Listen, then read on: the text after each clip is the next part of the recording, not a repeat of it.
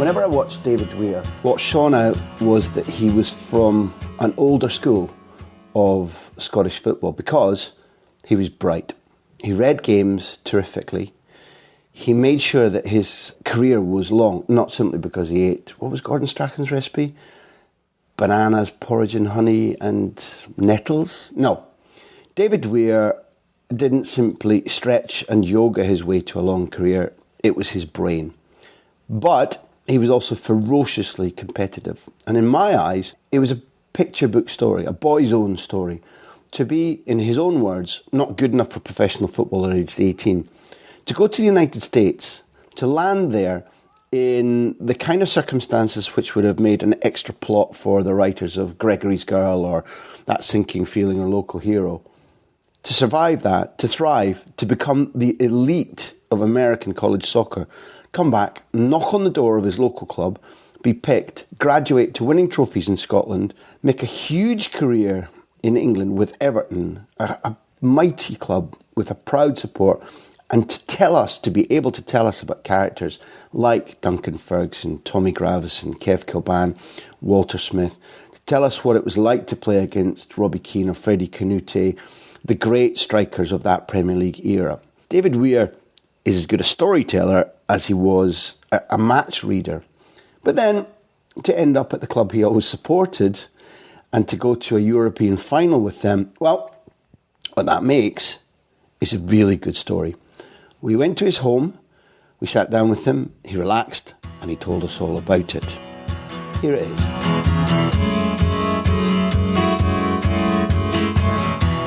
Now, you took quite an unusual route to become a Falkirk player, which was, well, it's your story, tell it. How the hell did you end up in America as a youngster? And yeah, what happened? By default, really. I think I probably wasn't good enough. You know, majority of Scottish kids growing up want to be professional footballers, want to play for, damn tootin', you know, Rangers, Celtic, Aberdeen, wherever, you know, whatever your sort of fancy was. And I grew up hoping to be a footballer, and then as I got to 16, 17, probably realising that I wasn't going to be quite good enough, so didn't really have an idea what I wanted to do. Stayed on at school, still keen on education, still enjoyed school life, and playing for Scotland schoolboys under 18s, which the 15s and 16s were always the best teams. Everybody was still at school and all the best players were in those teams. The 18s was less so, but it was still competitive and still a good level, and we played in England against all the English counties at that tournament, which was in Skegness, staying at the Butlins camp, which was a right good experience with a bunch of Scottish lads. My red coat days, yeah. Very good. Played a few games and got scouted by an American university.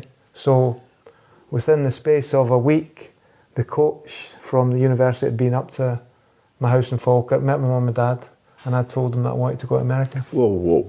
We just need to put the, what do they call it on TV, the super slow-mo on this. So, you're at Butlins. Now, what's that all? Do we know any of your contemporaries? I'm trying to think who was in the team. John O'Neill, who had a good career in Scotland.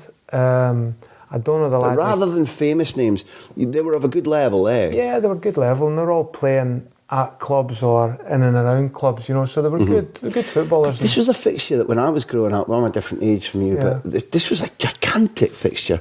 Yeah. Scotland schoolboys against England schoolboys, not the counties, at Wembley was a sellout game, one of the few, you know, the 5-6 games you saw live in the year. It was a massive thing to play for Scottish schoolboys. It was, particularly at 15s, 16s, but then the majority of the best players, as you know, leave, become full-time and go, you know, S-forms as it was at the time, or scholarships as it is now. So the 18s were the players that were still in school, still sort of trying to educate themselves. So the level wasn't quite as good, but it was still competitive and it's still a great experience. And the Butlins thing was just like cheap accommodation. Exactly, yeah. All the teams were there. So I think we played Greater London, maybe Nottinghamshire, maybe Manchester. You know, we played probably the better teams. So it's Scotland under 18s against these regions in England, and everyone was based at this camp. Deadly serious, bed by 10, macrobiotic diet. I'm not sure it was quite that serious. There's a little bit of larking about. There was a bit, yeah, but it was good fun. It was, you know, thinking back, I've actually still got a ball. I was player of the tournament or whatever, or player of our team. Still got the ball, and all the lads have signed it with their little messages on it. Fabulous. So it's always nice to look back at things like that. So, obviously, if you're playing football in Skegness, I mean, it's it's obvious now looking back, there's going to be an American university there scouting you. So first of all, how did you hear about this? Well, the coach basically spoke to our coach and said, we like a couple of these lads, would they be interested? And then asked me, would you be interested? And I was like, 100%. Yeah, you bet your bottom dollar. And what's the next step? So they said, well, we're in the UK for a few days. It was actually an English coach and an American coach. We're in the UK for a few days. Let us come up, speak to your mum and dad, and hopefully we can get this sorted. So they basically came up, within the week, turned up on the front door, my mum and dad, and offered me this opportunity to go to America on a 4-year scholarship, paid for, which was great, because it can be an expensive experience. So a full scholarship and travelling to a place called Evansville, Indiana, which I'd... Centre of the universe. Centre of the universe, exactly that, which I'd never heard of, and involved... Bearing in mind, I'd never been abroad at this time. I'd never been in an aeroplane, never been abroad. There's still no internet, so you didn't go to Google? No, not at all. It was just a massive step into the unknown, but I just knew, me being me, I knew it was the right thing, and I just had a... How? My instinct told me this is just what I want to do. Something innate? Yeah. Like, just, I can handle this, or it'll be right for me, or... Yeah, I just wanted to do it. It just seemed like football was kind of in the background, not in the background, but it was there, but it wasn't going to be a career. Education was there, but I hadn't really found anything that was perfect. I was talking about going to a couple of universities in England, but wasn't sure. And then this just came right in the middle, and I thought, this ticks all the boxes. Now, your parents have been very, very, very important in your life. But how do they greet this news? And how do they talk to their son about the idea? I think they were shocked, genuinely shocked. They probably didn't, as I didn't either, realise the implications of it. Within a couple of months, my dad and mum were driving me down to Prestwick Airport to drop me off to go to America. My dad, I'll never forget, my dad was in tears, dropped me off, and I'm like, what's up with him? What's the problem here? It hadn't registered to you that the emotion that might cause in them. And the significance of that, and my dad, traditional Scottish father, that wasn't a normal situation for him. No, but, I don't want to be too romantic, but the idea about sending off the young talented ones to Australia or America wasn't that far back in his memory that he might have been thinking, geez, I wonder if David's going to come back, whether he'll stay over there. There's a change in our family life forever. Definitely. My dad was, of the age where, as you say, he's gone away and potentially being in the army and being conscripted and being, involved in that sort of thing. So it was similar in terms of leaving home, leaving your little village or your little place and, experience the big bad world, obviously. But he backed you. He did. Do you know? Yeah, definitely, yeah. Never at once did they say, we don't think you should do this, or, I'm not really sure about this. They did back my judgment, maybe glad to get rid of me at that stage. What kind of place was Indiana then? The year we're talking about, we need to be clearer about. I think 88, I'd have been 18 going over, so that would have been 88. And to get there at the time, so Evansville, Indiana, had to fly to New York. So Prestwick to New York to Detroit, I'll never forget, Detroit to St. Louis. They picked up in St. Louis, and it was a 3-hour drive to Evansville by two lads who were on the team. So and you've never been abroad before, and you've got to do 1, 2, 3, 4 airports, and then do a 3-hour drive to get to the place. Well, it should have been 3 airports, but it was actually 4 airports, because I got to New York, and as I said, my first flight, and I thought I had to get my bags after every flight. So I was either LaGuardia or JFK, and I'm in there and I'm waiting on my bags, and I actually ended up with one of my bags. I don't know how. And I said to the lady, I've not got my other bags. And she said, you don't need your bags will go all the way. If you've never travelled before, I completely understand that. So I missed my flight. No. And I was saying, I've missed my flight, this is what's happened. And the lady at whichever airline it was at the time says, you missed your flight, I'm really sorry. Tough luck? Tough luck. No. But obviously saw my panic, softened and said, look, there's a flight leaves from LaGuardia or JFK, whichever one it is, in 2 hours. She didn't say you get your ship across the Big Apple and you might just get on that flight. Yeah. So she sorted the flight for me. But what's your next step? How'd you get across the city? Just had to jump in the cab. Well, one of my bags to get to the airport. And you've got the dollars? I love must this. have had, yeah. This is Scottishness. We whatever happens to us, we survive. We find a solution. Way, yeah. Well, so I got this cab across New York, and it was like the stereotypical Scotsman abroad. You know, driving through New York, watching the lads playing basketball on the courts as you're driving through. But it is a really stunning sight that first time you see it at that age. It's eye-opening, and I still find it magical now. Yeah, same. And it was part of the journey, as it turned out, you know, and part of the story, and probably shows my naivety as well, going out there and, you know, where I was at the time. But looking back, you know, got the flight, got the connection, turned up in St. Louis, obviously off a different flight as well because I'd missed the other flight. So the lads that were looking for me... People that are listening here need to realise there's no mobile phones, so you can't be communicating with them. I'll see you, lol, missed my flight, lol, exactly. see you in 6 hours. So I get off this flight, turn up in this airport, walking through St. Louis airport, didn't even know who I was meant to be meeting. I knew their names, but I'd never seen them or met them or anything before.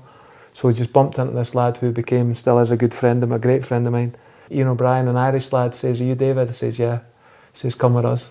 And jumped in the car. At what point in that journey did you go, fucking hell, did I get away with this one? Or however, you know, when you sit back in that flight from LaGuardia, when you've gone across the town, you go, and then you bump into the guy as if, you know, in a gigantic airport where you don't know each other. And that's, I think, me at that stage, you just don't think in those terms, do you? You just think, right, here's a problem, like, find a solution. You just think, you don't actually... Or I didn't actually probably think of the gravity of, you know, what was going on and where I was, and if I missed the flight or if I didn't meet the people, how I was going to get out of it. You just kind of plough on, and it's all seemed to fall into place. Sensational. Meant to be in that case, meant to be. And Indiana is very different from the Big Apple with the basketball courts and the yellow cabs and the high buildings, because it's sort of very troubled past. Yeah. It's a difficult place. How quickly did that jacket fit around your shoulders? Getting used to... Difficult. Difficult, first of all. Temperature, heat, you know, all that goes with that. Jumping into the humidity and the heat that's, you know, is Indiana summer.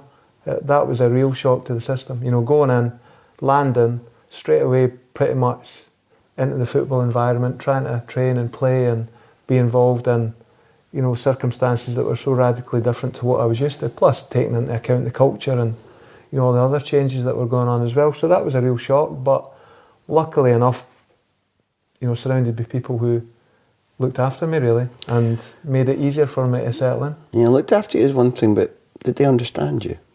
Well, fortunately, there was the Irish lad who'd picked me up, Ian O'Brien, he really helped me settle in. He was obviously a Celt by nature, so he kind of understood where I was coming from, took me under his wing and helped me. And there was a couple of English lads one who'd gone at the same time as me and one who was a year ahead, who's actually working at Brighton now as first team coach, Paul Nevin. So there's I was really lucky, again, you know, going into an environment where I had people. You must have been encountering Americans because, you know, I almost have like upper class English diction. I'm very easy to understand.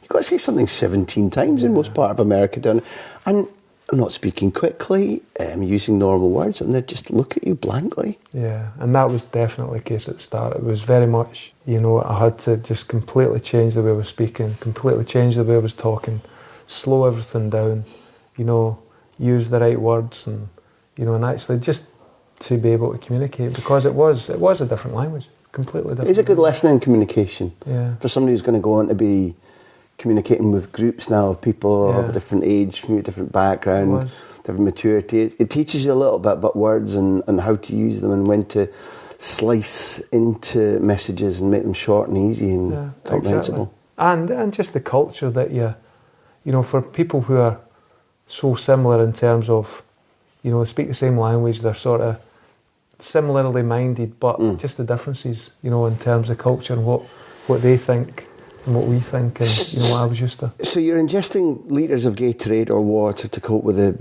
dehydration and whatever. Luckily, it was a slow-paced league and you were playing at the back. You didn't have to... Wait.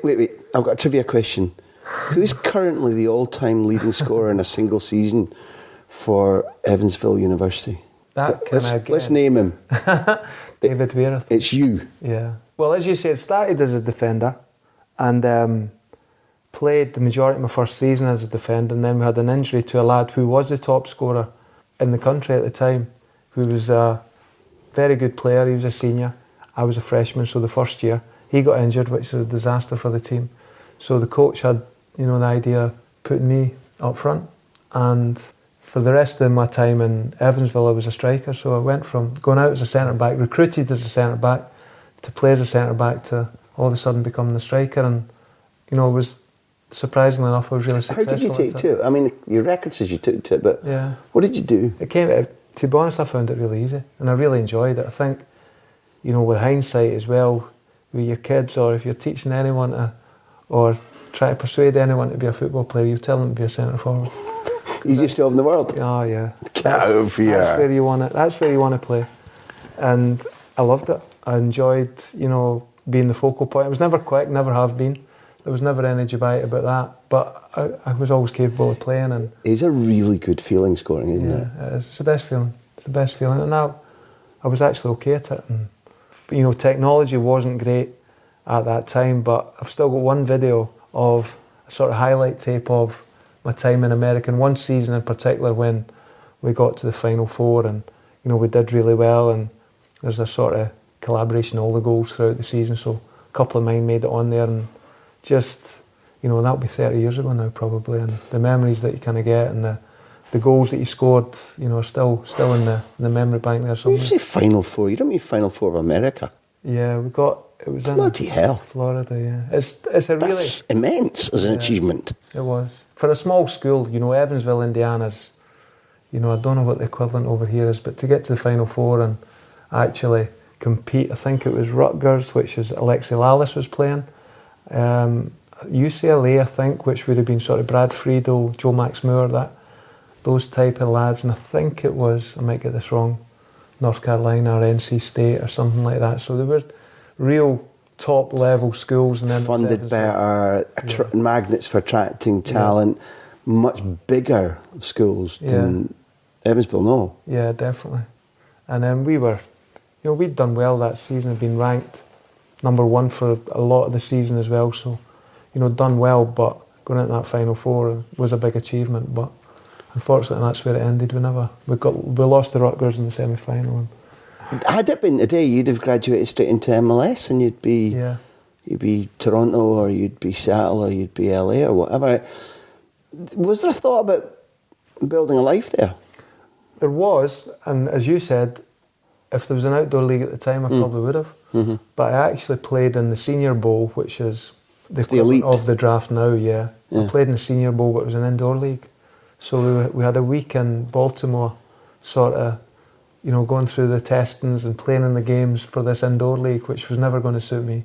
Because? Just because I don't think it suited my game at the time, and the smaller, quicker players seemed to be the ones that were more suited to that type of game. So it never really worked, and it never really was going to work. But I had a good time in Baltimore and got to know that a little bit, which was nice. And there's a mysterious little sphinx-like smile on your face there, which just you always the thing about those days. And as you got older in America, when you travelled, like we travelled with Evansville all over. We went to San Francisco, we went to Colorado Springs, we went to Portland, Oregon, and when you go, and it came back to later in my career, you get to experience these places, you get to get out and about, and I don't mean partying, going nuts, but just actually seeing them and experiencing them and getting a feel for them. It's not airport, hotel, airport. Yeah, which a lot of the time, professional football, it can be. All the time. You probably, because you listen in, you've told us you're generous enough to share that, and Peter Beardsley was one of our guests. He talked about Vancouver Whitecaps didn't have the budget for a big en masse movement across the country, so they'd all set off on different paths and arrive at games at different times, and not everybody would make it. Sometimes the strips wouldn't make it.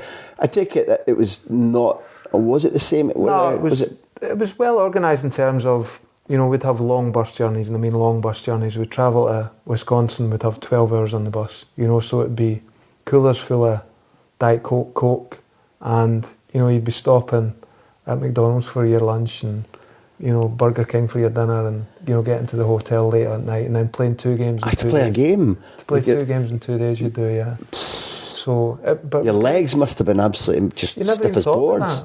Nowadays lads need 2-day recoveries, 3-day, whatever it is, and we'd play 2 games back to back, and there'd be very few changes, and if you got injured, it was usually a kick. It was never a muscle pulling up or anything like that. No, so I think when you start to question some of the methods today, I think you remember what you used to be able to do, and I think there's maybe a balance somewhere in between. Is there a possibility that we refine athletes and fine-tune them so much now to make them a higher level performance that they're maybe less durable? I think there is. I think, and the mentality of, if you tell people often enough you need this and you need that, then I think invariably they'll start to believe you. But we would play back-to-back games in the heat and in the temperatures, and then, in the off-season we would drive from Evansville, we'd drive to St. Louis, so get up, drive to St. Louis, 3 hours in a car, jump out the car, play a game, and drive 3 hours back, because that was the nearest game that we could get that was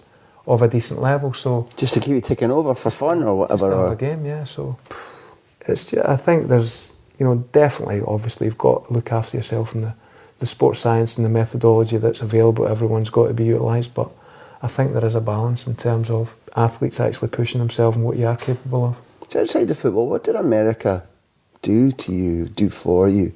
It made me grow up. I think that was the biggest thing. It made me realise, that there was a big wide world out there.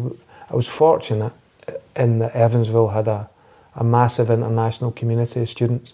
So it was a hub of international students coming to the States. There was, lads from Japan, there was lads from Tanzania, there was lads from Malaysia, Ireland, England, obviously the Germany, the European countries as well. But it was just a mass mix of cultures and people, and obviously great American people as well. So just the exposure you get to, the people and cultures and experiences, and getting to travel and see all these places within the States and mix, with the people from out with the States as well. It was just an unbelievable experience. Was it without bumps? I mean, if I remember my first exposure there, as we went across, which was '94 for the World Cup, and we bought a ticket. My wife and my brother and I, we just went for the fun of it. The differences in people's attitude or behaviour, not only from us but across the States, as you changed, was pretty radical. What did you see in terms of the society and the politics? Very much how, as we said earlier, how similar the people were in terms of how easy it was to get on with them, the Americans in general, and how welcoming they were and how friendly they were, but also the differences. The university was on one side of the tracks. You crossed the motorway and then it was, the black area. That's basically how it was. There was an area of the city that was, predominantly black, and that was just kind of how it worked. It was almost like there was a dividing line within the city of, the sort of backgrounds of the people, the projects, or whatever, they wanted to call them. And, that it was very, very different in terms of the actual culture. And when I was fortunate enough to travel, we'd go with friends in the holidays and drive. Mm-hmm.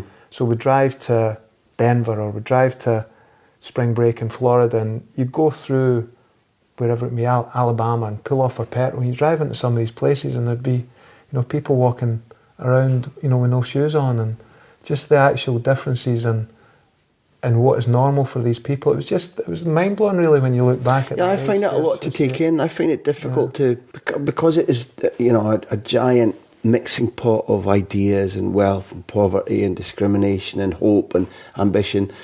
I find it really hard to assimilate, and it's such a gigantic nation too, which must be part of the cocktail of its attraction. But it definitely leaves me stunned, and also there seem to be fewer people, I imagine, in the States that look upon that poverty or that division with shock or surprise, and that I feel would be the case in the country we were born in. Maybe I'm wrong, but that's the way it feels. No, I think it is. I think that's genuinely the case. It's very much what they're used to and they see it as being normal. But you arriving there and seeing it and trying to be involved in it was very it's a shock to the system. But you very quickly you adapt and it does become normal. And there's so many great things about it. The extremes are this is fantastic to travel and what you see and how you're treated and stuff. And then you also look and you see the other side of things and you go, wow, I'm not sure that can be right. But it is, there are such big extremes in the country, but overall, it's such a fantastic experience. And I'm like you, every time I go back, and I look forward to the experiences, the cities, the people, and the sport as well. Whereby they make it so attractive. And then you come home and it's with a sense of this has been great for me, and maybe I could have stayed in other circumstances. But you come home for what reason?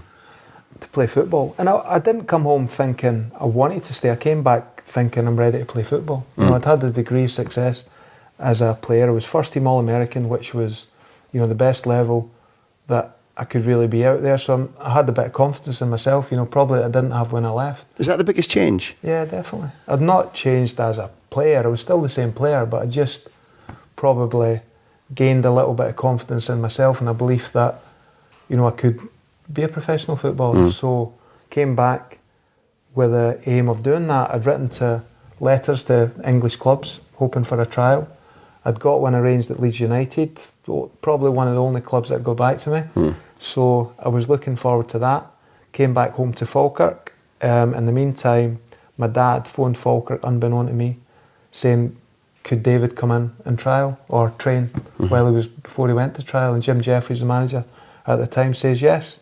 So basically my dad threw me out of the house and into the training ground. Once he got his son back, he was keeping him local. Yeah, never mind this Leeds stuff. Yeah. And turned up at Falkirk, started training there, did pre-season. So I was in the dressing room with all the young lads. I was 22. I was in with the 16, 17-year-olds, which I loved. I enjoyed it.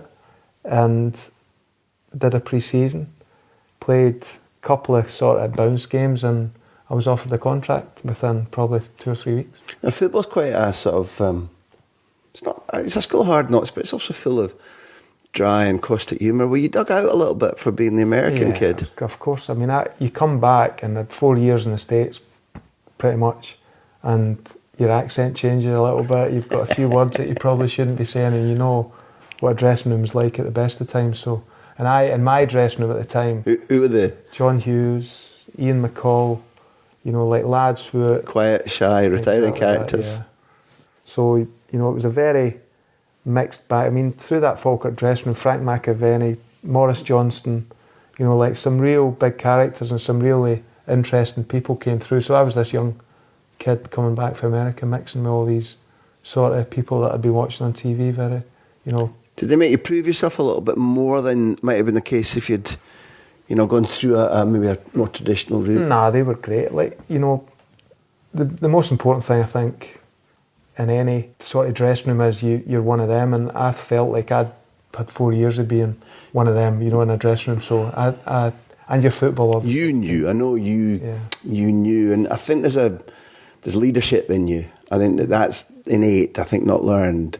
So I suspected that you'd be able to cope with it, but I wondered if they'd maybe just taste you a little bit more to see if you were. I think they always do, but I think I was confident enough in my football that I knew I'd be able to stand on 1, 2 feet, and you were tested. You're constantly tested in football. That's the nature of it. You're tested every Saturday afternoon. You go over the white line. That's the hard bit, really. Ultimately that's the test when you get on the pitch and you've got to stand side by them. I'm going to do this later on for somebody at Everton, but Maurice Johnson, is my memory correct that he had a superb time when you were in the same team with him at Falkirk, that he was as alert and as classy as at the other stages of his career, and that he really excelled with you guys at that stage? He did. I think it was a sort of Indian summer for Maurice as well. He came back, he'd been in England and probably hadn't gone the way he wanted to go, and he just came back and he enjoyed his football. He was a big name, big profile, a lot of attention around him, but as a fellow professional he was outstanding. He worked hard. Did that detract from his ability? It felt to me when I was watching him that particularly the Rangers Celtic thing, stopped people from saying, look at his technique, look at his knowledge of what to do with the ball, look at the kicks he'll take, look at his goals record.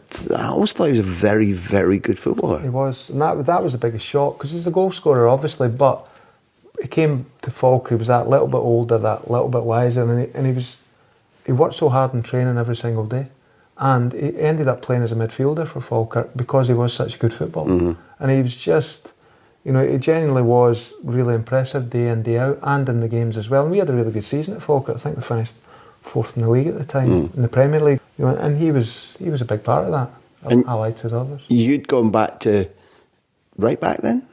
I was right back, centre back, kind of depending on who was available and who was playing. And you know. Well, I suppose the obvious question is, how was it if your partner John? I have to ask you about John. Yeah, he was inspirational, John.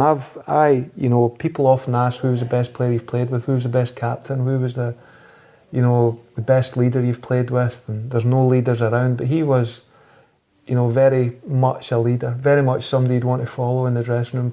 You know, he'd always chat to you during the game, before the game, he'd get you motivated, he'd get the team motivated, and, you know, he really was an impressive fella, and it's no surprise he's gone into management. It's probably a surprise the way he coached, and the way he gets his football values attract me. He loves to have the ball down, play it properly. And he's got his beliefs, and, you know, as a footballer he was probably the opposite. For those listening in England, he's also the man who took his clothes off and streaked in front of the BBC cameras at Parkhead, I think, which I think would have probably been one of his more mild escapades in general. He was a character, and as I said, that dressing room was full of characters. You know, some of the people that were, you know, in and around that dressing room came and went, and it was a great, you know, learning experience as a footballer, and, you know, just these people that had been at some great clubs and round about great places, worked with great managers and played against and with some great players. So for me, as a football fan, turning up, I was walking around getting my eyes opened every day.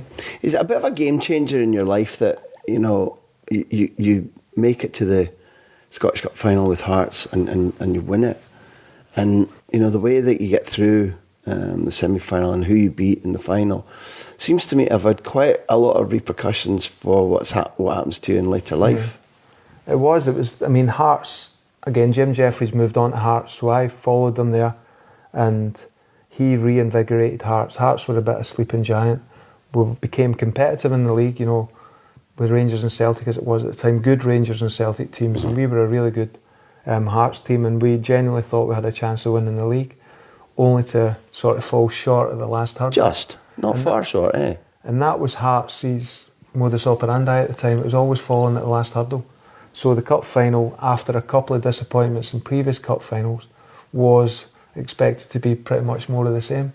So to actually win, obviously a massive relief to start with, because, you know, you don't want to be associated with that failure again. And the outpouring for the fans and the city in general was incredible. You know, we obviously won it, celebrated, came back to Tynecastle, and then went into the city the next day on an open top bus, and the amount of people, you know, driving down round Arthur's Seat and the Mound and, you know, along Princess Street was an unbelievable experience, the amount of people that came out to see Hearts finally winning the trophy after so long. Was Arthur's Seat somewhere you knew quite well?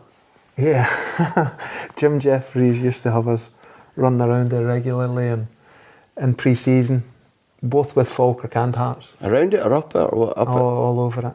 And but the abiding memory is, you know, finally finishing, coming down, Jim's car in the car park, making that last run, and he opens up the boot and there's a case of Tennent's Lager in the boot waiting. Oh, hey, that's proper man management. That's exactly. He was great, Jim. He was very old school and very traditional, but, you know, great values. And it was always the case that, right, you've got two runs left. You can do 2 doublers, or you can do a treble. What do you want to do? So he always gave you the ownership, how you wanted to finish, what you want. And for anybody outside Scotland who's listening, Arthur's Seat is a giant ex-volcano in the middle of Edinburgh.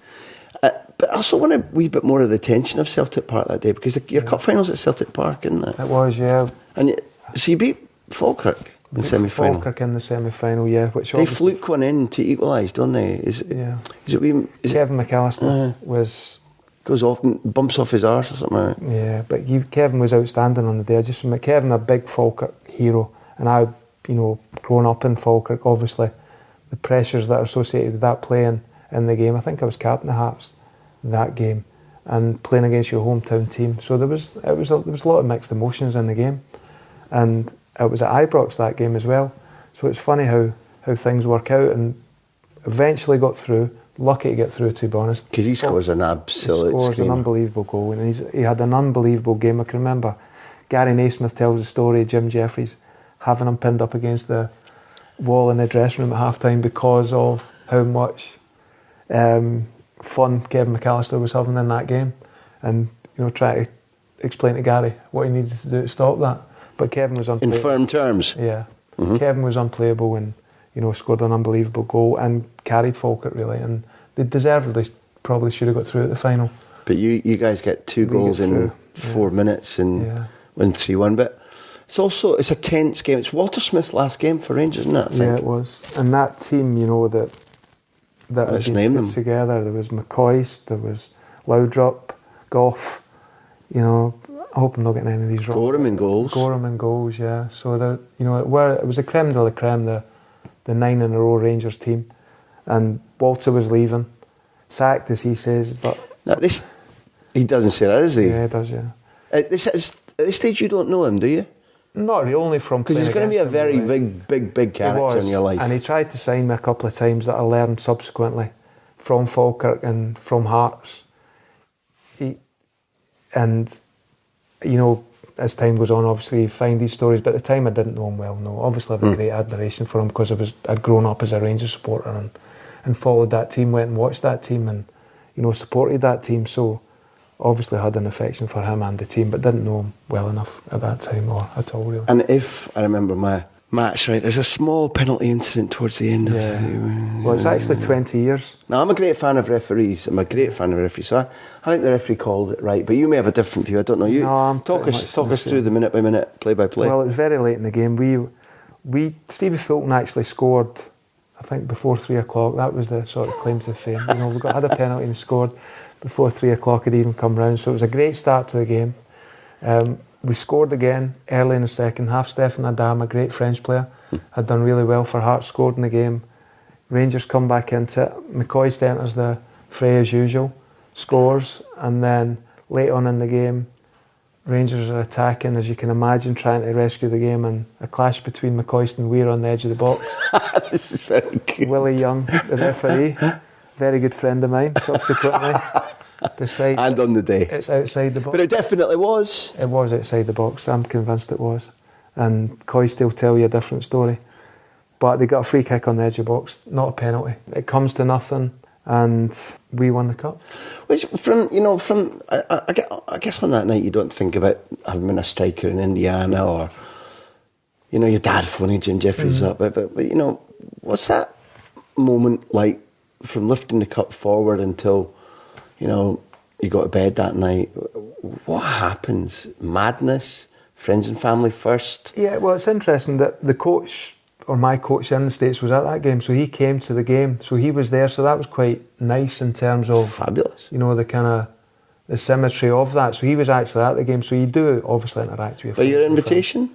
Yes, yeah. Fantastic. He came over and he watched the game, and that was great, to kind of do that. And then we were on a bus after the game heading, but it's 20 years this year, and we're having a reunion in a couple of weeks actually for the game. So we've got a bus back to Tynecastle to have a reception at the stadium, and coming along Gorgie Road, you'll know Gorgie Road, coming along Gorgie Road, the boys had obviously had a couple of beers, as you do, and the fans again were starting to crowd the streets, and the bus came to a stop. It basically couldn't move along Gorgie Road, probably half a mile from the stadium, and some of the lads started getting out through the sunroofs and onto the top of the bus as the bus was driving in.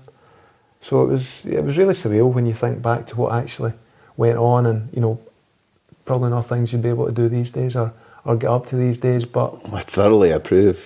There's actually some good TV footage. I think the lads came back, and I think it was Hazel Irvine and Chick Young, Scottish reporters interviewing the lads as they came off the bus, and some of the states that they encountered when they came off. One or two shandies had been had. 2 shandies were taken on that. Why Everton? Everton is a grand club, a real traditional club. Goodison's a fabulous place. Yeah. People might say now, was it too small? Should we build? Do we need more crowd? But it's a fantastic stadium. Also the people there. Yeah. It's in all my career in England, and it was really unfortunate in that I would have reported when I was living and working in London on Howard Kendall's struggles. I think Walter coming in and saving them, saving them from desperate situations, last day escapes.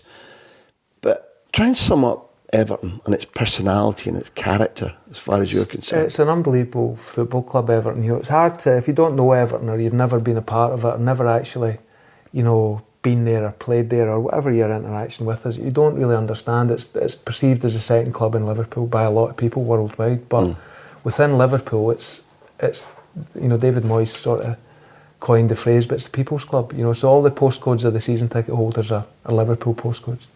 You know, you go into the city, which I love doing, you go in and you meet proper people. I watched Tony Bellew, you see Tony Bellew, celebrity fan, that is the Everton fan. It's such a sort of true representation of what the Everton fans are. It's never far away from their thoughts. They genuinely care about the club, love the club, and have generations of families who have supported the club. So I didn't know at the time, being honest. You know, I knew Everton was a good name, a successful club, and Walter Smith was the manager, which was obviously a great attraction for me. But I was so lucky in terms of getting the opportunity to go and play for a club like that. And I had 8 years of initial struggles with Walter, as you said, because Walter was keeping the club afloat, keeping the club in the Premier League, which at the time was a success. It's a giant achievement. A giant achievement, because the odds were stacked against us. The players, in a lot of cases, probably including myself, weren't good enough.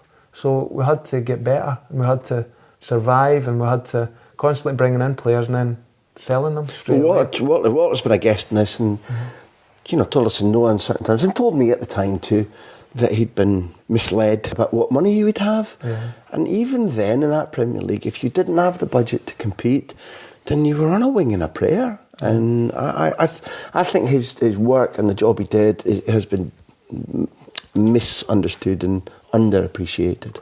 I think it's been appreciated by the Evertons. It's funnily enough, and I can remember one of the more recent dinners, Bill Kenwright, obviously the chairman and, you know, Everton's #1 supporter, fan and sort of barometer on everything, was, you know, invited Walter to the dinner and basically explained that, and you know, the great way that Bill does in terms of what Walter did for the club and how the club has gone on from that base that Walter gave it. You know, the stability and going out the league and where it might ended up if that had been the case. And I think that's, you know, Evertonians being Evertonians, they'll understand that, you know, in terms of what Walter did bring to the club and how important that was at the time. So for you, given although your personality is perfect for them, was it always sweetness and light with Walter and Archie? It was just, again, another experience, because Walter and Archie were, you know, bad cop at times. You know, they generally were, you know, you were left in no uncertain terms what was required. Well, Archie went from the most mild-mannered, entertaining, best of company in pre-season on his trips to Choco, where he obviously loved. Choco in Italy. It's beautiful countryside, and, you know, Archie's at his best, totally engaged and totally buying into working you really hard, but, you know, also good times and good laughs, and then the game start and the trouble start, and then all of a sudden Archie's got you pinned up against the wall and you're the worst player that's ever played for Everton and you'll never play again. And, you know, that's kind of how it went, the extremes and the emotions that were involved. So it was, you know, a real learning experience and a real tough league at the time. You know, it's not, it didn't have the circus surrounding it the Premier League had at the time, but every team you played against had good centre forwards, 2 good centre forwards, good partnerships, and, you know, every game was a test. It was a real good quality league and a real test in terms of professionalism. So at that stage you're centre back, predominantly centre back. So which tests did you hate, and which tests did you go, I really love playing these guys, this guy, that pair? I always loved playing, you know, like for me, going to Old Trafford, going to Anfield, going to Highbury as it was at the time, White Hart Lane, which is a great stadium, one of my favourite stadiums, probably only Goodison that I like more. So getting to go to these stadiums, that I enjoyed all that, but then you're playing against York and Cole, you're playing against Sheringham, you're playing against Robbie Keane, you're playing against Henry, obviously at different stages in the league, but Dion Dublin, you know, Alan Shearer, Les Ferdinand, you know, you're playing against, every week you're playing against a top striker or a top strike partnership. And, you know, the ones I found particularly difficult, you know, were the really tall ones. Everybody always thinks, oh, he's tall, he's a bit slow, he's maybe not like the small quick ones. I didn't mind that. It was the Canutis and the, you know, the one shots. Canuti is a very good player. I mean, a very, very good footballer. And I found those really difficult. And you know him, obviously, but he wasn't considered to be Nope. the best of the best in the league. And Paulo Wanchope was the same. He was a fantastic player and a real handful. Saw him in the German World Cup scoring a busker of a goal as the Allianz Arena was being inaugurated, Costa Rica, Germany.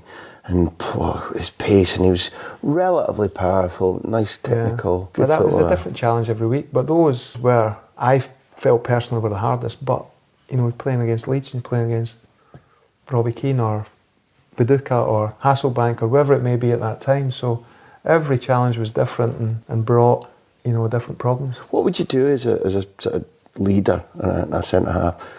Would you plan? Would you go and study? Were you a big thinker during the week, or was it just like, I know what this is going to be like, and just turn up, make the best of yourself? No, I think the game was evolving then as well. So particularly when David Moyes came in to manage, you begin to get more information.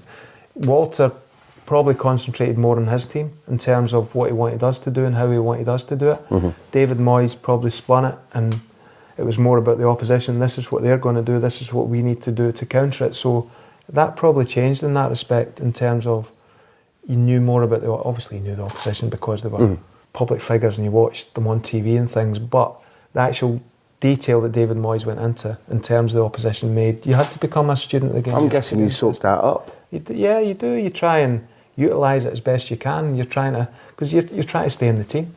And that's how it was, David's team, he did get investment and he was bringing in players, and seemed to be a centre-back coming in every year who was challenging for... Is that what it felt like? It did, yeah. It felt like there was... Per Kroldrup came in, Joseph Yobo came in, Matteo Ferrari came in, Phil Jagielka came in, Julian Lescott came in. So, over my 6, 7, 8 years there, Marco Materazzi, it seemed like there was centre-backs coming in every year, and you had to fight for your position, which is right, and you've got to embrace that challenge, you've got to enjoy that challenge, you've got to use it to make you better, and whatever the means may be, whether it's studying opposition or whether it's making yourself better. He made me laugh because Steve Cutner told me that Materazzi had told him that after a bad first half at Everton, he was Materazzi of Zidane fame, was scared to go in, and scared of Archie, or Walter of Archie. Yeah. Now, that tells you a little bit about what you were explaining earlier on about bad cop. Also, two very, very, very funny men. When they handed over to David, one of the things that I think his first season was a stabilising, finding the pace of the league. His first senior managerial job too, in terms of top level. That season where you finish fourth is as good as a trophy as far as I'm concerned. Right now, the Everton half of Liverpool wouldn't work for a month if they got fourth. It was a big, big achievement in a time where I think it was probably Mourinho's first season, or at or around his first season. Rather than looking at game by game, your team was full of pretty good characters. Wouldn't you have played against Duncan Ferguson very early in your Scottish career for Falkirk?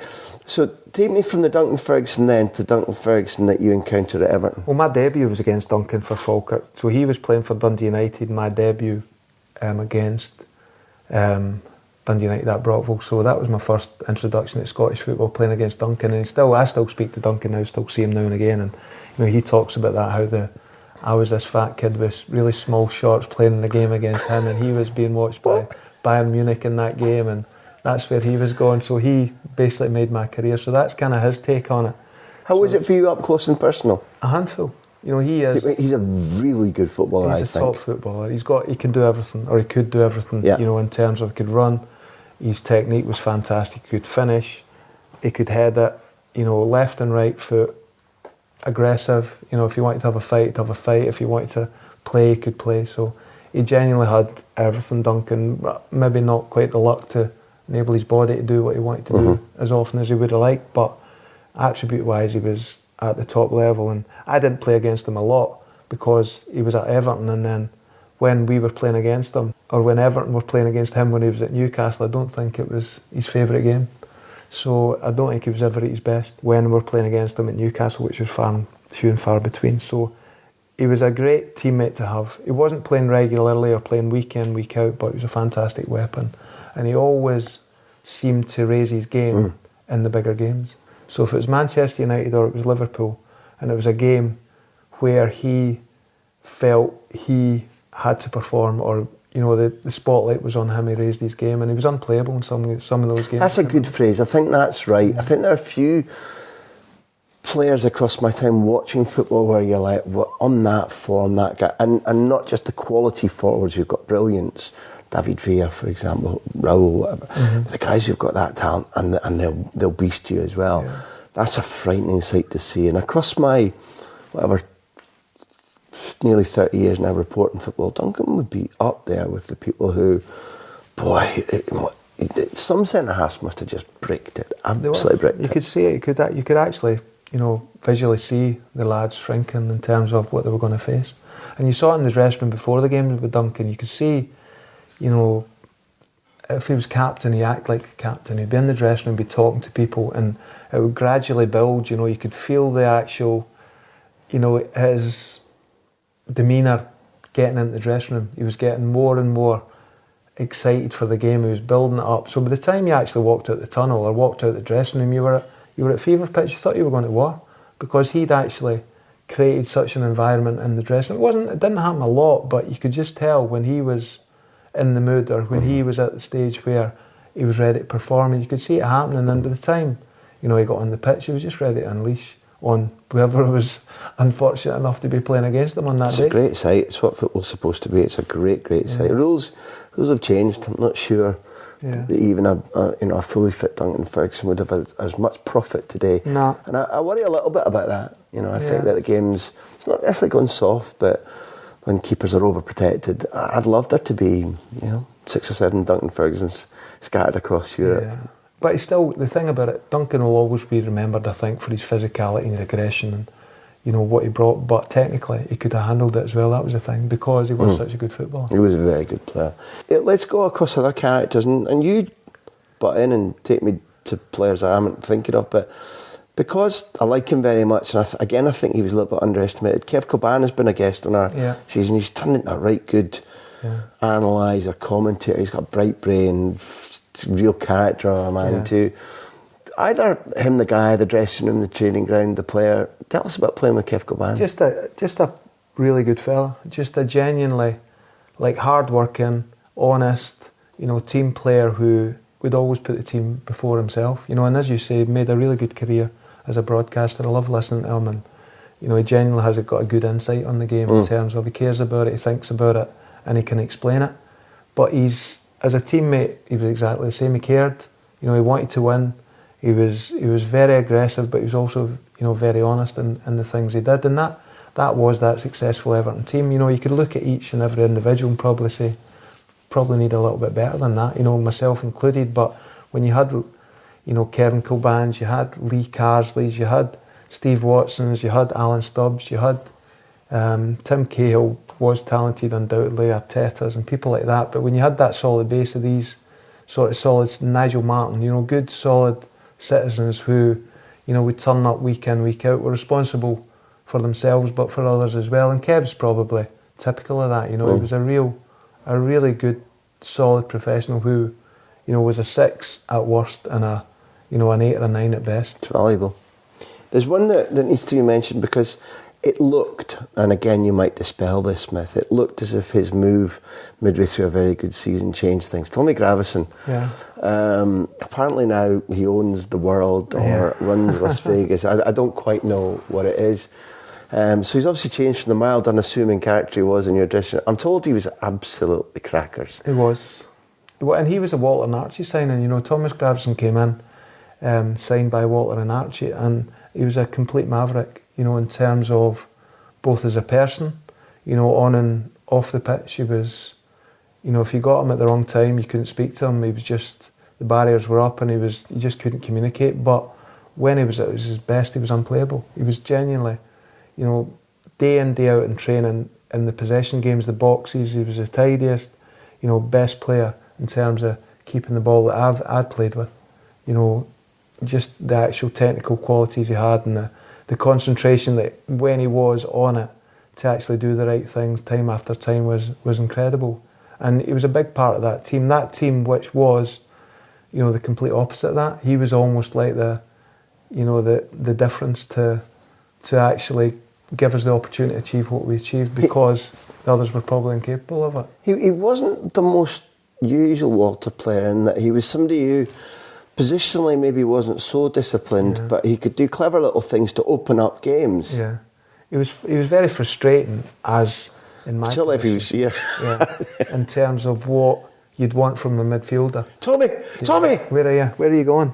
Get back. But Lee Carsley was the opposite, so there was a nice balance in there in terms of how the team was, and Tommy would always do something in the game that made you realise, well, it's worthwhile having him. I'll give him that long leash. Exactly, yeah. So it was it was a small price to pay on a lot of occasions, although, very, very frustrating in terms of, where he isn't where you expect him to be a lot of the times. What about the other side of his character? Was he a Gaza style, letting off fireworks? And he was. Roses He was. He's, lots of stories about Tommy. I played against him in Glasgow as well. Rangers v Celtic, but playing with him in Everton and some of the games, and off the pitch, an absolute loose cannon. Terrorising the staff. Such a strong boy. Just pick up staff. Have them in a lock of some sort, and they just couldn't move.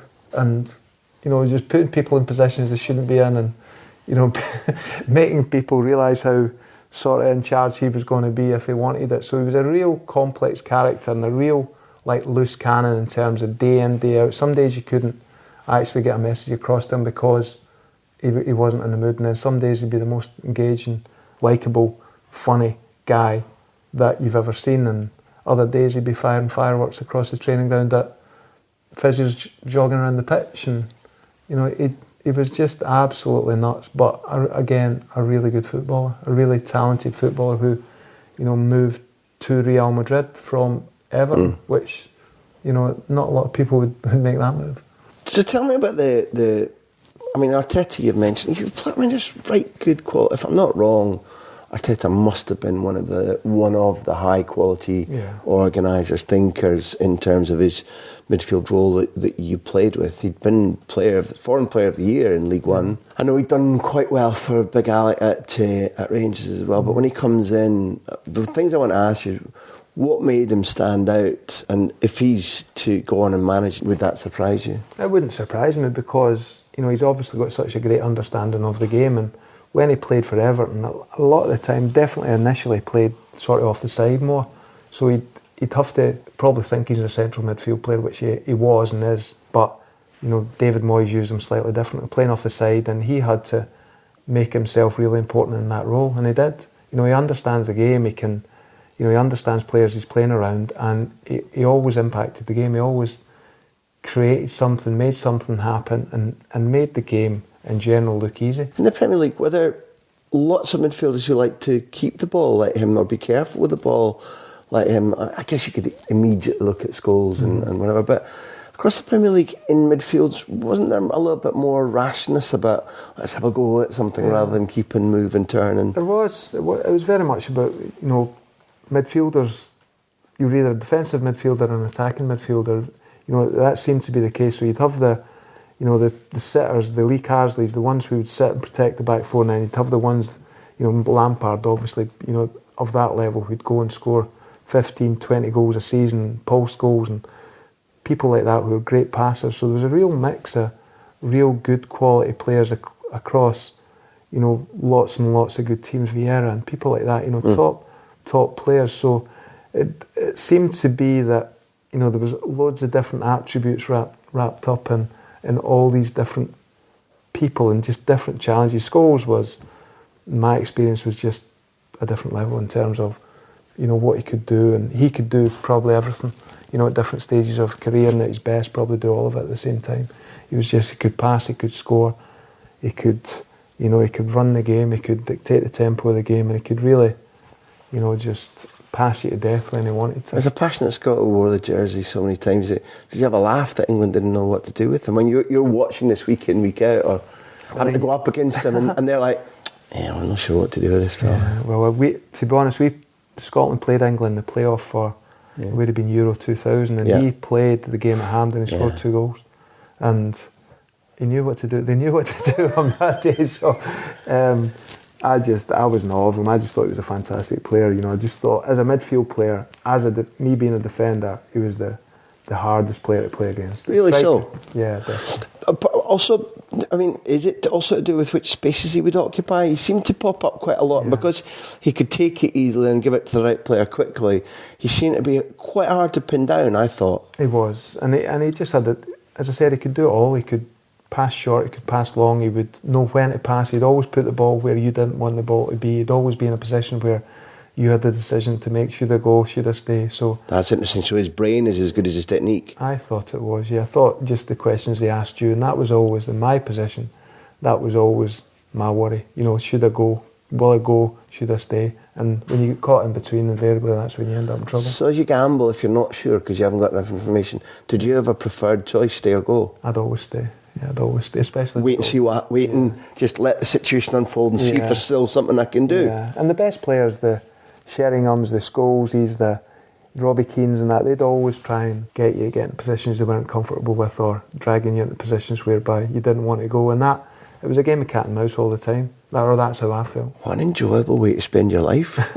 Literally a game of cat and mouse. But they're going, have a nibble, have it, I'm gone. And you're like, no. And there was no, there was no recovery. Did you watch across Europe or England to say, did you grow up watching Beckenbauer? Did you have people that Maldini, that you model myself, I see that? More domestically, when I was growing up, I was a Rangers fan, so I was watching Terry Butcher and Richard Gough and what I thought was my position at the time. So they were my sort of role models growing up in terms of my position. And then, obviously, as you play in the Premier League, you're playing against and with really, really good players. And I was fortunate enough to play for Scotland, and some of the players you play against there and you see in the flesh and come up against in the flesh, then you get your horizons broadened again, and the Premier League became an international league as well as my career got longer. So you kind of had the best mix there. You were getting international players in the domestic league, so it was a real good experience in terms of variety of players and cultures and how they played the position and played the role. And the Villarreal experience was their quality, was their intelligence just thrust that team too soon, because the achievement of being fourth should have allowed you a beatable team and into the Champions League. And during a group of 6 matches, you can learn so much. And I remember there was a point at which at Goodison somebody's allowed to turn and go on to their better foot and they're out of position. I thought, no. And the return leg is much... It felt like in the week there'd been a giant leap of learning right across the squad, and the second leg is so tight, and to lose it was so frustrating. Good team though, Villarreal were, and they go into the semi-finals that year, don't they, I think? They did, yeah. They were a great team, and I can always remember sitting in the canteen at Belfield at the time, which was an old school training ground, and then watching the draw and Mikel Arteta being there and he's saying anyone but Villarreal. No. Anyone but Villarreal. And then obviously the draw's made, and that's the team we get. And then turning, and we were a good team. Yep. A good team, you could say, look at the individuals and possibly not think the best players in the league, but a really good team. And we're thinking we've got a chance here, and playing them at Goodison, as you said, that experience, that level of team, really good level of team, Riquelme, Forlan, Senna, top players who were at the top of their game, and any slight misjudgment you're punished. Did it feel like that there was a little bit less margin for error than in your run-of-the-mill Premier League game? Yeah, it was a different game. I think European games always are, in my experience. I was fortunate enough to play in a lot at Rangers and less so at Everton, but they're sort of half and half between internationals and domestic games. I think it's definitely the best level from my experience. The European games, tactically and player-wise, they are the best games, and it did feel like that. It did. The atmosphere was fantastic. You can imagine Champions League qualifier at Goodison, Villarreal, the opposition. So it was a massive build-up, and you did feel a little bit like, wow, this is a step up. And the fans made mega journeys to get down to Castellón, and I remember David talking agonisingly about maybe a refereeing decision at the Magic Hour, which might have gone your way and would have at least led to, I think, extra time. That's right. Duncan scored a header from a corner when the game was 1-1 in the replay after having lost 2-1 in the initial game. So that would have taken it to extra time, and obviously the game would have been in the lap of the gods. So that was Kalina being the referee. So that was a tragic end to that Champions League campaign before it really got started. He was never any good. Before we close, we need to talk about more trivia, because I'm led to believe that you know the answer to who has the record for being the oldest outfield Champions League player, apart from his university goal-scoring record, who also would be the last player to provide a goal-scoring assist in a World Cup for Scotland. Are there other things I've missed, and can we name that player again? No, but I've seemed to have a few oldest player records. That seems to be sort of my claim to fame for various different things. Maybe I think oldest outfield international for Scotland, possibly for Rangers as well. So I think I picked up a few of those awards when I had, that last 5 years at Rangers. That, was such a great end to my career when, I got back to go and play for the club that I supported, grew up and, and watched. And obviously had some good successes there. A lot of European games, had probably 20, 30 games in Europe against some great opposition. And, the Barcelonas, the Sevilles, the, Stuttgarts and Lyons, and, getting to the UEFA Cup final as well, which in reality now, looking at where Rangers are and, the difficulties that are ongoing there, it seems like a million miles away. 10 years ago it is now as well for that. So a lot of symmetry in terms of, 10 years ago since that UEFA Cup final, 20 years ago since the World Cup and playing in that, and 20 years ago since winning the Cup with Hearts. So it just seems to be... If you take the humility aside, and I know that you're not being deliberately self-deprecating, but quite a number of times during this interview, you've talked about, maybe I wasn't good enough, or maybe I... So fair enough. But to go from somebody who went to Indiana saying, well, I wasn't good enough for football at that stage, to being, the oldest outfield, playing until winning trophies until an age where, at the time you were beginning your career, players weren't playing to that age. So, cutting to the bone, apart from what I could see in you, watching you as a player, particularly when you beat Aberdeen, brains, your match reading, your discipline about, I know how I'm going to win this game, or I'm going to win this battle. How did that happen? It's a big story you've told there. Yeah, no, it isn't. When you think of it in those terms, I understand that, and I think, my nature is obviously, as you've said there, probably that is my nature in terms of a little bit self-deprecating, but also being really competitive. When I get involved in a pitch or in a training session, then you want to win. And I think that's the biggest thing. You actually rise to the challenge and drag yourself up to what you need to do to try and find a way to win. And that's, that was always my sort of gauge. As I went to America and then came back to Falkirk to play professionally, and playing with lads and training with lads and saying, well, I can do that, or I can rise to that challenge. And then going to Hearts and playing internationally, and then going into the Premier League and playing in the Premier League and playing internationally again, and then European ties, and then coming up to Rangers and being involved in a lot more European ties, and the challenges that go with that. I think, probably being competitive by nature, and, maybe not realising, what you are capable of until you're put in that position, not pushing yourself to, to try and achieve, but when you are actually confronted by it, rising to the challenge. And I think, the competitive nature that's within you, I think, that actually finding it and what enables you to do that, I think that's the key thing, enjoying the struggles to get there. Not every footballer or manager, person that we meet in this series, will admit to supporting a club. Rangers is important to you, and you grew up as a supporter. Also, like, you travelled. That's what you do for your team. It's still what I feel like about Aberdeen. Would you have played for so long if your last club had been another one rather than Rangers? Did it help you extend in what you have to invest as a guy who's reaching 35, 36, 37, 38, that it mattered so much to you? I think it was part of it. I think really fortunate as well to have a manager who trusted you at that age. I think... Is Walter again? Walter, obviously, yeah. And, less experienced managers, or maybe a manager with more resources, probably wouldn't have trusted that, me at that stage in my career as much as he did, and gave me the feeling that I could go on. I was always signing short-term contracts and 6 months, and then another year, and then another year, and then another year. So, you know, in my late 30s, still extending these contracts and having a manager who motivated you and trusted you. So if feeling that trust from someone, you want to repay it and you want to justify it. And obviously playing for Rangers, that was a massive part of it as well. Having gone through and watched the club when I was younger and being involved in that, my dad being a Rangers supporter, his dad being a Rangers supporter, and you know, the whole village being a Rangers supporters village. So that's a big thing to complete the loop of your career like that then. It was, and you know, genuinely driving up every match day at the stadium, you know what Ibrox is like. You drive up and you see the stadium and you're going, wow, what a place. And then getting to play there and having a degree of success, you know, there, and winning a few trophies.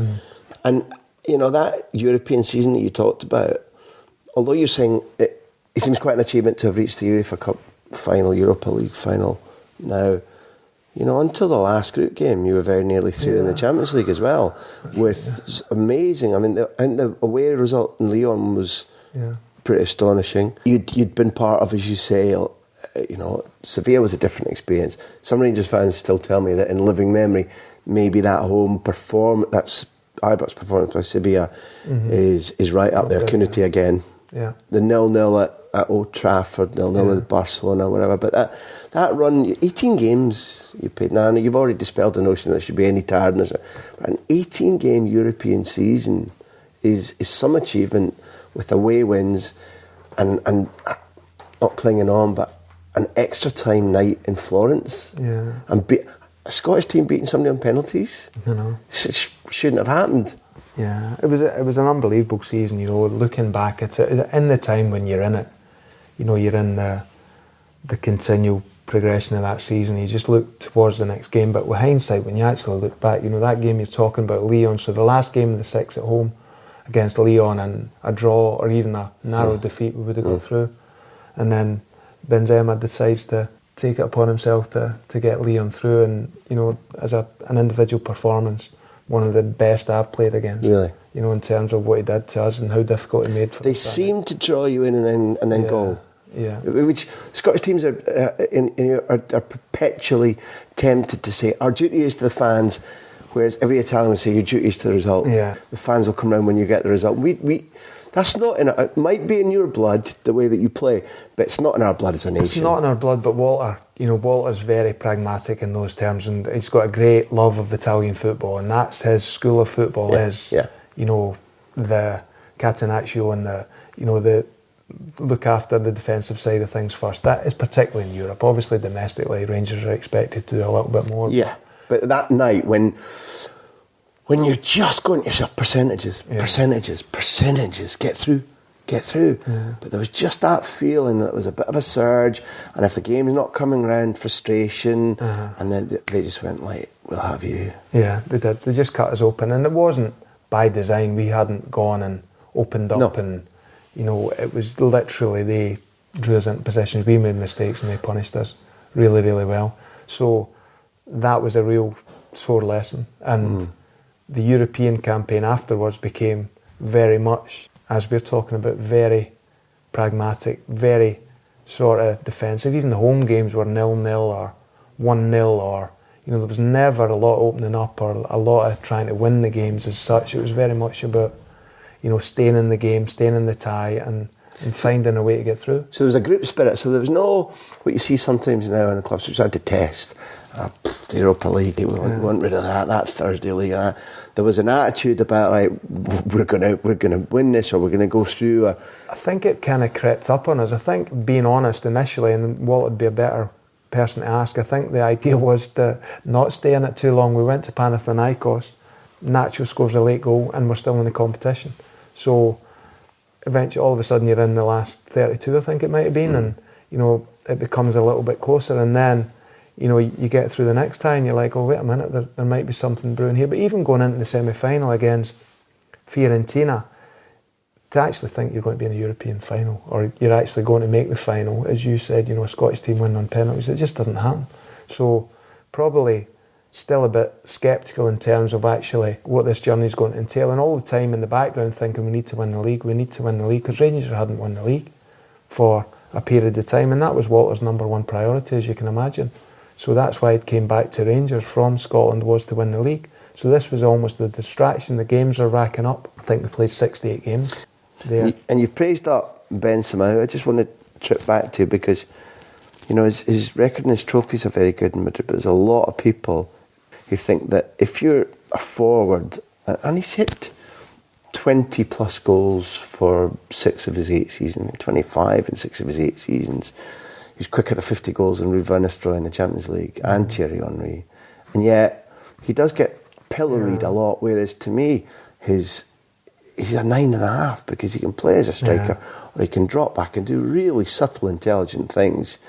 So, I mean, that night you saw that and you've watched him since. What's your Benzema view? I just think, as you said, underestimated in terms of the actual quality and the longevity of what he's done. For centre forwards to stay at that level for the period of time he's done at a club like that, that's not easy to do. There's not many people, other than the greats, who actually stay at the top level clubs, continually producing and navigate all the, the pitfalls and the troubles that come with being at these clubs, both mentally and football wise. It's a really difficult situation to live in, and he's done it. And watching the game at the weekend, you still see the quality that he's got, and I think he actually looks really, really good at this minute. He looks really fit and he looks really motivated, and looks like he's got the bit between his teeth. But just a player I've always admired. And he'd one lucky night. Let's just say it and get it out of there.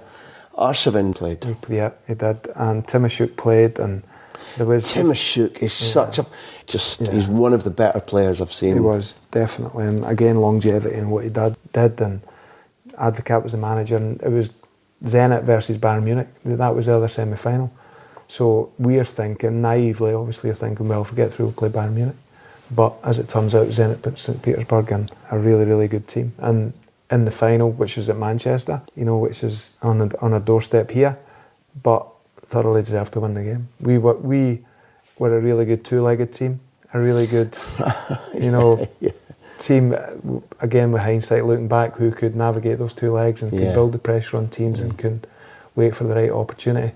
But in that one-off game, they were better than us, and it wasn't to be. Was tiredness a big factor now that you look back on it? Not in the game. I don't think that was an excuse. I mean, they were better than us on the day, and as the season turned out, we, as I said, played 60-odd games, and I genuinely never felt tired once. Then we'll wrap with, I need to know, because you must have come into closer contact with Messi than most. Messi played in the 0-0. He did. He played in both games. Then, from being on the same pitch as him for 180 minutes, tell me about Leo Messi. Well, he's the ultimate for me. All the arguments about who's the best and who's the best you've seen played against or ever seen, and for me, he's number one. So just to have the privilege of playing on the same pitch as him is a privilege that not many people get, and enjoying that. And the 0-0 game at Ibrox, where it was anti-football, and we were the the devil in terms of the Barcelona style of football, and what we as Rangers were doing to try and get a result, against Henry, Messi, Ronaldinho, Xavi, all the top players. So you can imagine that we weren't flavour of the month with them, but still admiring what they did, but also trying to get the job done. Was he part of the pre-briefing? Yeah. I can remember the meeting, and as I said, Walter wasn't massive on. Mm-hmm. It was more about what you did. More about what we did. But in the European games, obviously, treating the teams with respect and going through the individuals, the personnel, what they did, what they're likely to do, strengths and weaknesses, all the things that you do. And the Barcelona meeting was 2 minutes. It was 2 minutes in terms of almost a joke, in terms of the quality of the player. This is what we're up against. This is what they'll do. All the best. And that's not an exaggeration, but that was Walter, because he relaxed you. He made you realise that I'm not putting this pressure on you. I'm not expecting to give you too much information. I'm not going to overload you. I'm going to make you go into the game relaxed. You know what your job is. I trust you to go and do it. So that's a bit simplistic, but that's how Walter managed. Without a minute by minute, what when you were watching him those nights, what did you see? What were you looking for? Where didn't you want him to go? Well, how did you manage? I mean, over the 2 legs, it's disappointing to have lost in the camp now. Yeah. Over the 2 legs against that quality of side, the aggregate score wasn't too embarrassing.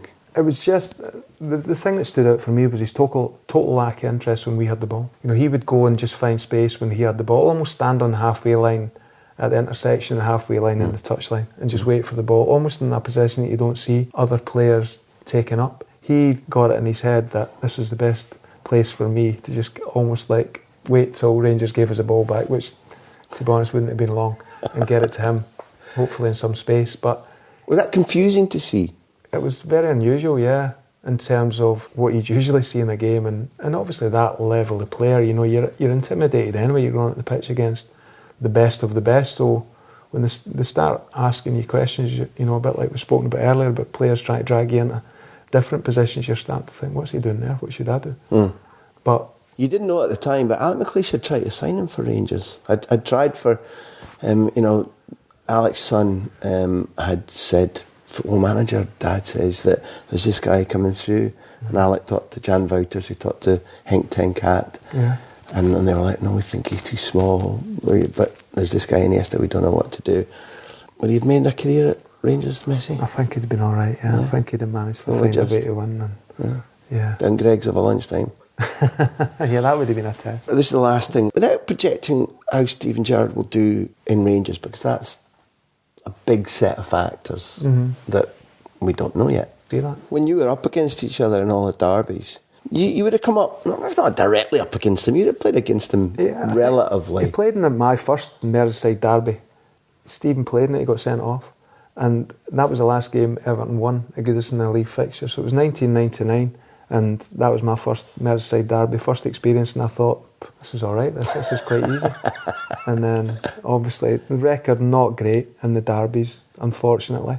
You know, Liverpool, great players, Steven Gerrard, a bit like Duncan, seemed to be one of those players who rose to those occasions, rose to the big game, came up, you know, when his team needed him. And I like that. That was, you know, that's how the derbies felt. It almost felt like he went in another gear in those games, and you were trying to catch, you know, trying to get close to that gear and trying to get to that level. And he, you know, for the longevity he had at Liverpool and what he did for that club, you know, I think that augurs well for Rangers in terms of, you know, his personality. Well, feel free to laugh at me. I'm serious here.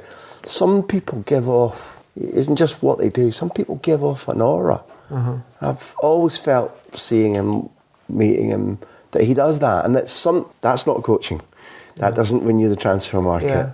That doesn't contrast against Celtic's greater reserves and Aberdeen's brilliant academy. But that can inspire people. Definitely, I think, and it will. There's no doubt about that. He will inspire people because his nature, and you hear him speaking, you know, on TV, he's very good in terms of how he talks about the game, how he thinks about the game, and, you know, you couldn't fail as a player to be inspired by that, but he needs the tools to give him the best chance. And that's the bit that we don't know yet. So that's the bit that Celtic have got some really good weapons to use, so Rangers need to match that. Rangers need to give him the backing to allow him to have a fair fight.